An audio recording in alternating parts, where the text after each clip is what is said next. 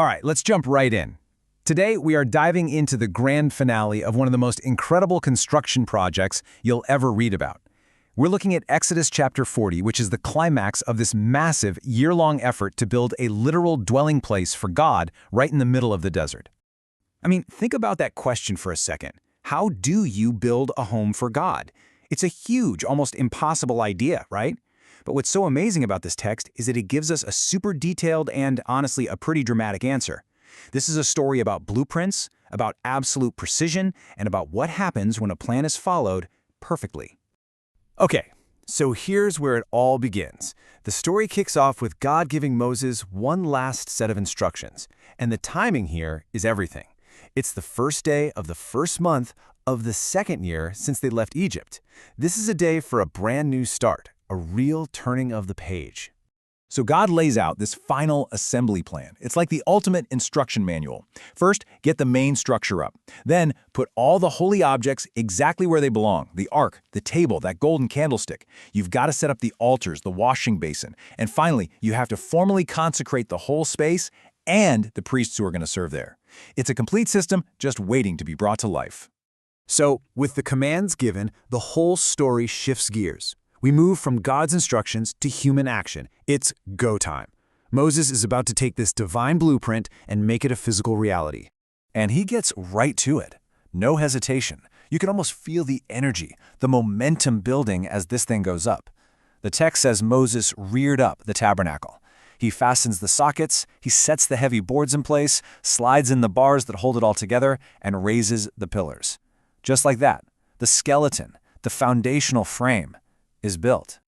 With that frame standing strong, Moses drapes the incredible, intricate tent fabric over it, and then he adds that final protective covering on top. The text really slows down here to highlight this moment.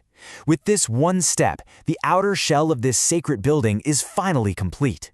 And right here, the text introduces a phrase that's going to become like the heartbeat of this entire chapter. It's a constant refrain, and it's so important. This simple little clause drives home a huge idea. Every single action is an exact fulfillment of the divine command. It's linking the human work directly to God's will. So the structure is standing, but right now it's really just an empty shell. It's time to furnish the inside and turn this building into a truly sacred space. Okay. First things first, and this is the big one, the Ark of the Testimony. Moses places the stone tablets inside it, he puts that golden mercy seat on top like a lid, and then he carries this most holy object into the tabernacle's innermost room. After that, he hangs the special veil, sealing off the Holy of Holies from the rest of the space. And there it is again. The text explicitly tells us this was all done exactly as commanded. See, this isn't just about following directions. It's about making sure that the most sacred object on earth is handled with absolute, perfect fidelity to the divine plan.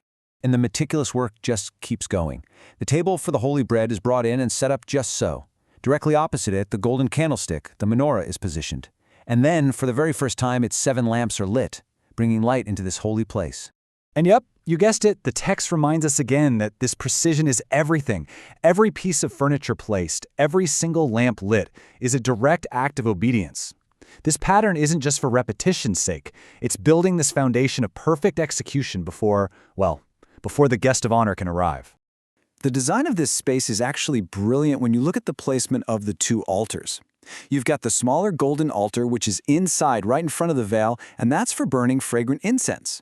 Then you have the much larger altar for burnt offerings, which is placed outside near the entrance.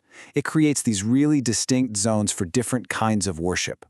And for one final time, the text confirms this perfect alignment with God's command. Every single step on the checklist is now complete.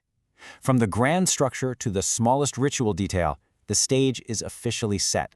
We're almost there. Just 2 final pieces left. The laver, that's a big bronze basin for the priests to wash in, is placed between the tent and the outdoor altar, and then the outer court is raised, creating a formal enclosure around the entire sacred compound. And with that last act, it's done. The construction is over.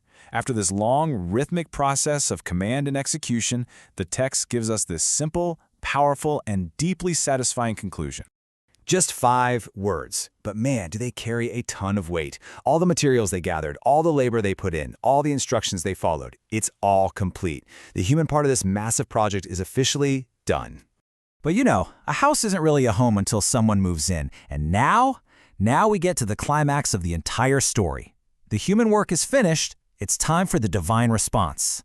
And then it happens. A cloud, which is the visible sign of God's presence, descends and covers the entire tent. The text says, the glory of the Lord, this radiant, overwhelming power, filled the tabernacle. And get this, it was so intense, so powerful, that even Moses himself could not go inside. The work was accepted, the home was occupied. So now that God's presence is there, the tabernacle gets a new, very practical job. It becomes a divine compass for the Israelites. The system was dead simple. When the cloud lifted, it was time to pack up and travel. When the cloud stayed put, so did they. This created a whole new reality for the people. God's presence wasn't some hidden mystery anymore. It was a constant, public, impossible-to-miss spectacle. You had a guiding cloud by day and a pillar of fire by night, visible to the entire camp. It was a perpetual sign that they were not alone out there in the wilderness. When you boil it all down, the story of Exodus 40 is this powerful narrative about a divine blueprint and perfect human execution. And it leaves us with a really fascinating question for our own lives, doesn't it? Whether you're building a project or a company or just a personal goal, what does that kind of meticulous, purpose-driven execution actually make possible? What kind of glory can fill a work that is finished so completely?